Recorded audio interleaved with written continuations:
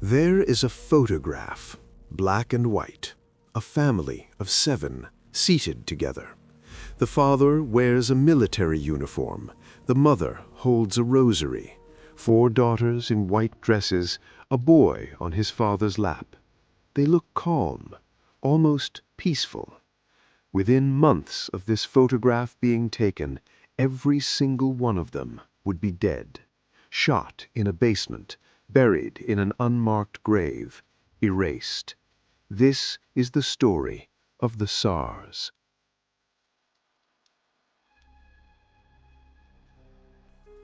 But to understand how a dynasty ends, you need to understand how it begins. Not in palaces, not in gold, in mud, in a frozen land that no one wanted. Before there were Tsars, there was only survival. Scattered Slavic tribes clinging to the rivers of Eastern Europe. No empire, no crown, just the cold, the forest, and the constant threat of something worse coming from the east. And it came. In the winter of 1237, the Mongols arrived.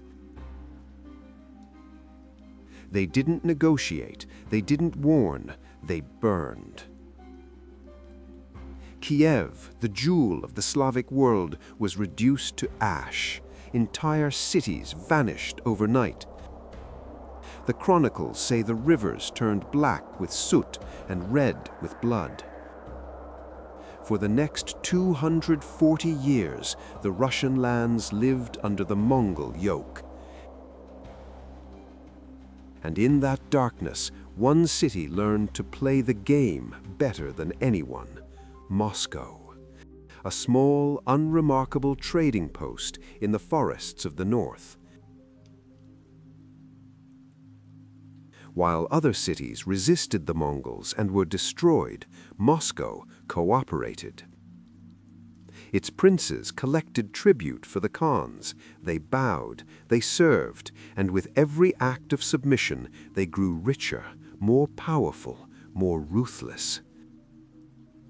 Moscow didn't defeat the Mongols with swords, it defeated them with patience, and when the time was right, it simply stopped kneeling.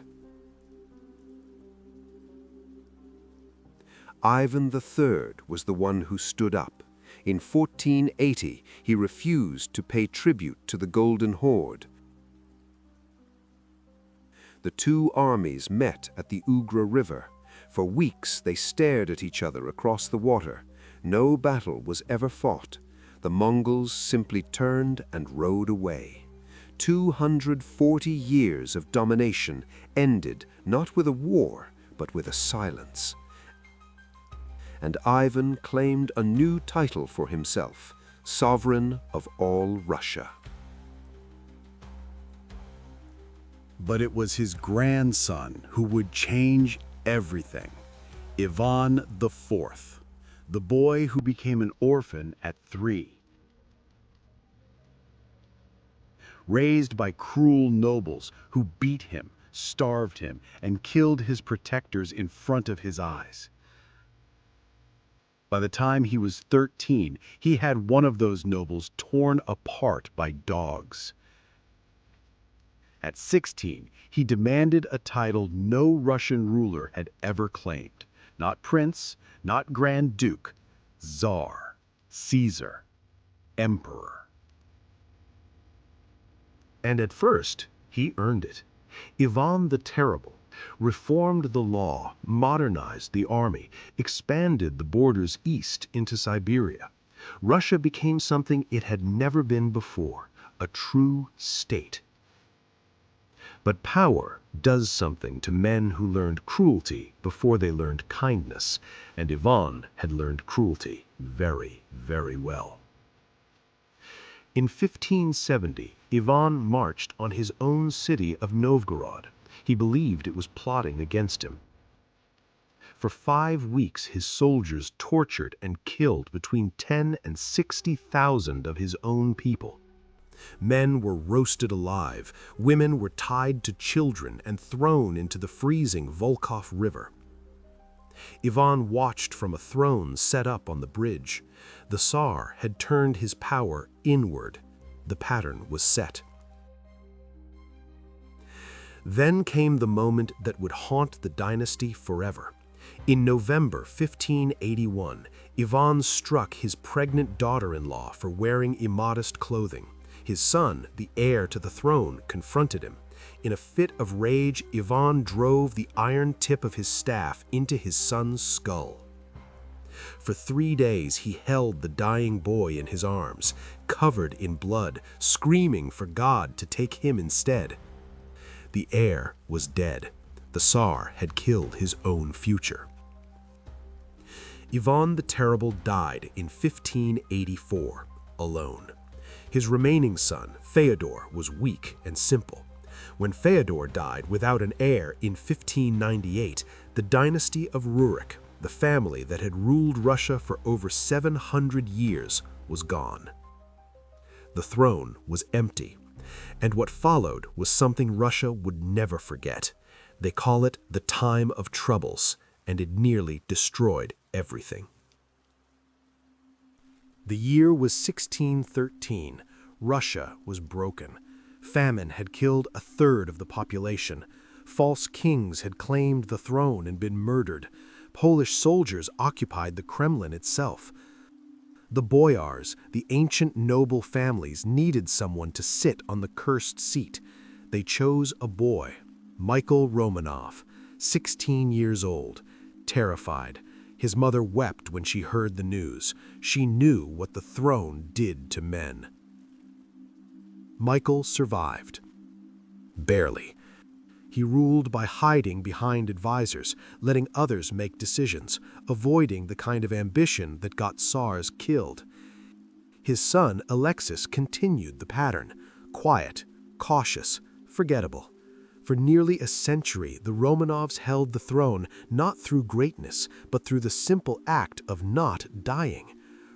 Russia remained medieval, isolated, and afraid of the world beyond its borders, until one Romanov decided that fear was no longer acceptable.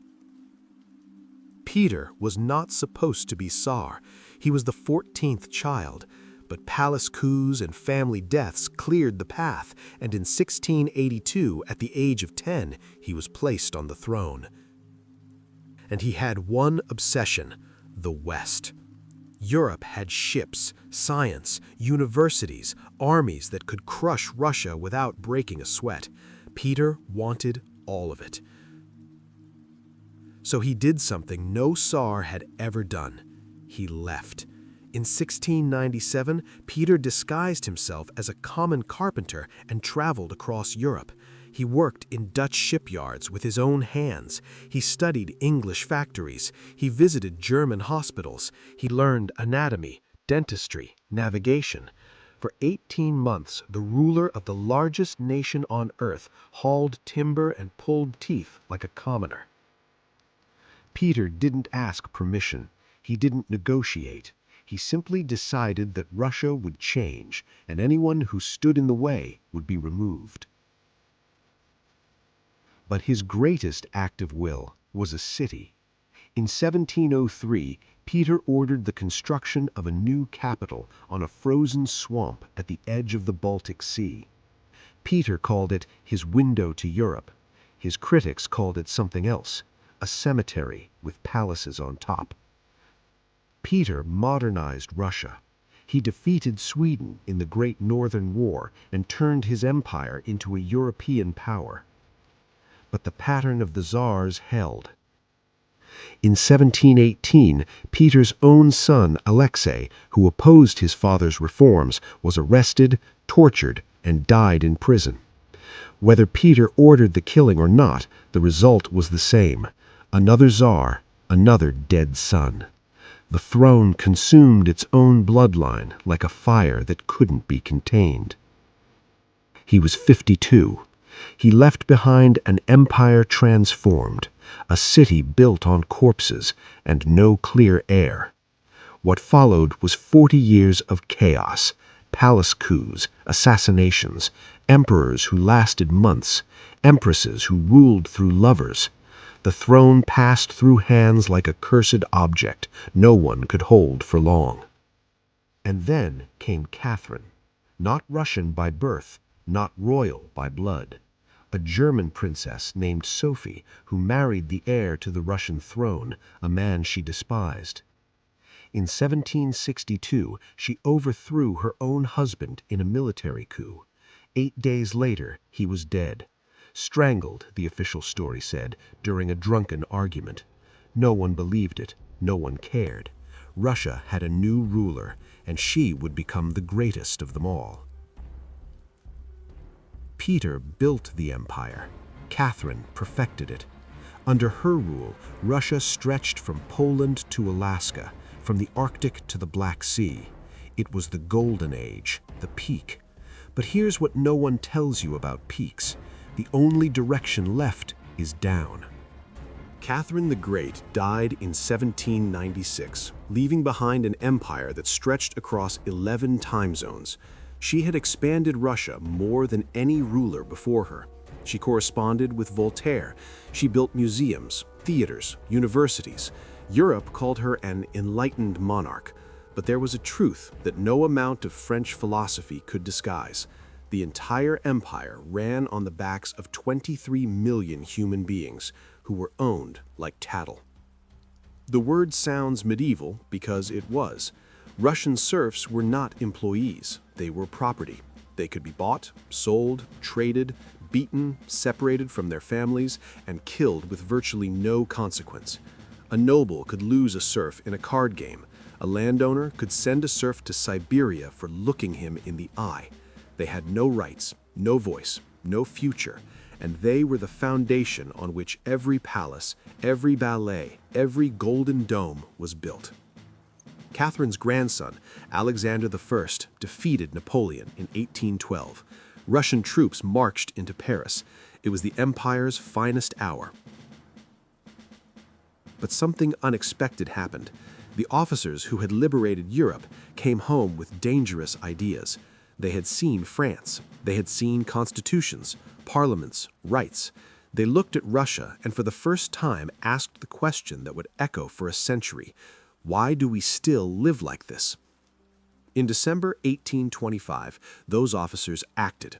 When Alexander I died suddenly and the succession was unclear, a group of young nobles marched their soldiers into Senate Square in St. Petersburg. They demanded a constitution. They demanded the end of serfdom. They demanded Russia join the modern world. They were met with cannon fire. The revolt was crushed in hours. 5 leaders were hanged. Hundreds were exiled to Siberia. They became known as the Decembrists, the first revolutionaries. The new Tsar, Nicholas I, learned one lesson from the Decembrist revolt. Ideas were more dangerous than armies. He created the Third Section, Russia's first secret police. He censored newspapers, banned books, monitored universities. Students were watched, writers were exiled. Thought itself became a crime. Nicholas built a system designed to ensure that no one would ever challenge the throne again. He believed he had succeeded. He was catastrophically wrong. Nicholas I died in 1855, humiliated by defeat in the Crimean War. Russia, with the largest army in Europe, had been beaten by Britain and France on its own soil. The empire's backwardness was exposed for the world to see. His son, Alexander II, inherited a nation on the edge. He knew that if Russia didn't change from above, it would be changed from below. So he did something no Tsar had ever dared. He freed the serfs. On February 19, 1861, Alexander II signed the Emancipation Manifesto. 23 million human beings were no longer property. It was the most radical reform in Russian history. But liberation came with chains attached.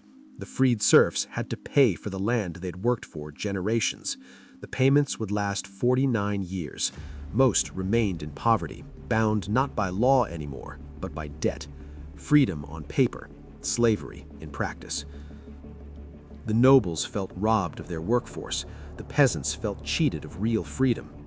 Alexander had tried to satisfy everyone and satisfied no one. And in the shadows, a new breed emerged, young radicals who believed that the system couldn't be reformed, that it had to be destroyed. They called themselves Narodniks, the people's will, and they had a very specific target in mind. 7 times they tried to kill the Tsar, a bullet that missed, a bomb under a train that detonated under the wrong car, an explosion inside the Winter Palace itself that killed 11 but left the Tsar untouched.